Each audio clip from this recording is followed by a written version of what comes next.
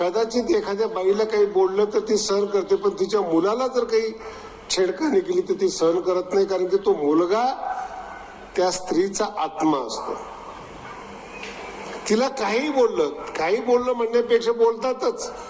नवरा बोलतो, सासू बोलते, सासरा बोलतो, बाकीचे लोक बोलतात, ती सहन करते, मुलाकडे पाहून सहन करते.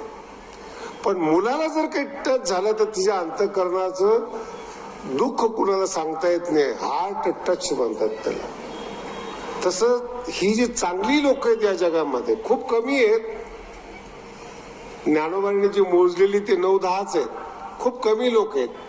सती, सत्पुरुष, दान करणारी लोक, ही सगळी भगवंताची अवतार आहे बरं का. दान देणं एवढं सोपं नाहीये. जेवढे श्रीमंत लोक, शिकलेली लोक आहेत ना, यांच्या हातून पैसा सुटत नाहीयेत.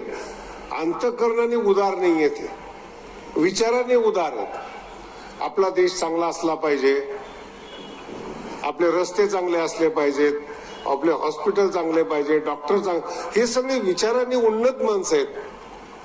अनुभूतीनं, जगण्यानं दळभद्री आहेत. तुम्ही तर महाराज जरा शब्द लागेल असं बोलतायत.